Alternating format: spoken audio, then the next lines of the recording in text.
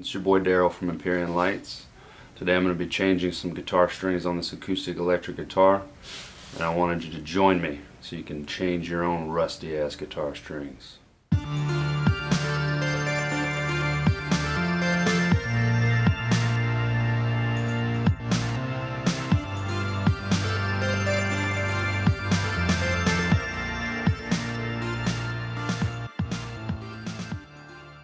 So today I have on loan to me this beautiful Luna guitar from my dear friend Kayla Filkins. This is a beautiful butterfly inlay here. You will see this acoustic on some upcoming Empyrean Lights videos, so be prepared, good people. She wanted me to change the guitar strings for her and clean it up, which I've already gotten the rusty old strings off. Just wanted to go through a bit of care that you can give to your instrument, bring some new life into it. The key parts to know are your fretboard, and caring for your fretboard is a huge deal, especially on an acoustic instrument. It's where a lot of your tone comes from. What I like to do, a simple thing, is just take some dust. Works great. Anything with lemon oil. If you have some lemon oil is the way to go. But you want to put that on your fretboard, let it sit for a little bit, and then wipe it in really good with just a rag. Wipe that in, you'll notice that it darkens the wood.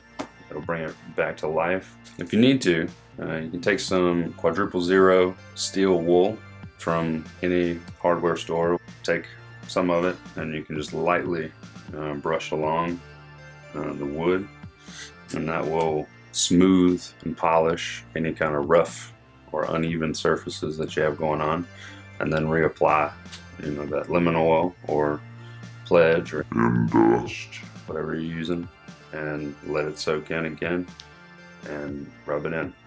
That's how to properly care for your fretboard once you have the strings off.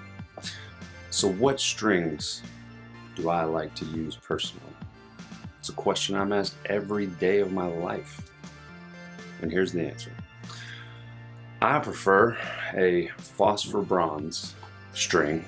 These are Martin and Company strings, but whatever brand you prefer, that's what you go with. Doesn't matter. I prefer a medium string. These are 13 gauge on the high end to 56 gauge on the low end. It's just kind of a middle of the road. I don't like too heavy of strings because then they start to sound kind of floppy. As you're playing, you get a lot of buzz and feedback and stuff on the actual frets. And with light gauge, I'm a hard player, so it goes out of tune really easily. So I choose to stick with just kind of a medium, and it works great for me. Okay, so I'm going to show you how to properly string a guitar string for the first time, and then we will just kind of speed through the rest of it.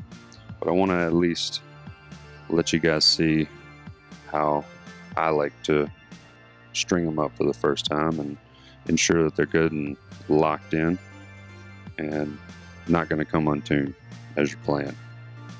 Alright, so start with your tuning peg, obviously. You take that, put it in your hole there, slide the peg in to hold it in place, kind of give a tug up on the string. Okay, then I'm going to bring the string down, thread it through the hole here, and I like to make sure that the hole is facing inwards just a bit. The reason I like to make sure that it's facing inward like that is so when I get it to where I want to start it, what I'll do is I will then pull back tension on it to keep it from sliding out. So then I'll just keep some tension like that, and then you want to wind it up. You always want to make sure that it's winding to the inside. Okay, and what I do is go over the string first time.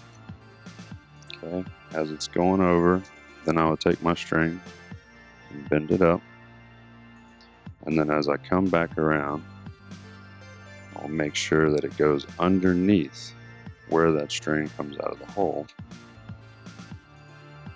So then, as it comes back around and is coming through the other side, where the string is going out, it creates a lock. It bites down on itself. So as it gets tighter, it's actually cinching down and holding it in place. And this prevents it, once it's stretched out, it'll prevent it from loosening up on you as you're playing. Because it actually is just biting down on itself, holding itself in there. It's kind of like a makeshift locking tuner.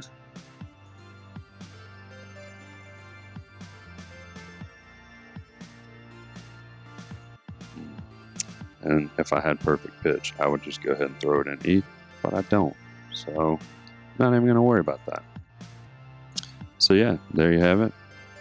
Now it's good and locked in. If you want to, you don't have to, but I do like to do it. I will put my finger right here across the nut where the string is at, and I'll take 3 of my fingers and put my thumb down on the fretboard and just kind of, not, you don't have to pull up super hard. You just want to pull up a little bit, and that also kind of helps stretch that string in and break it in.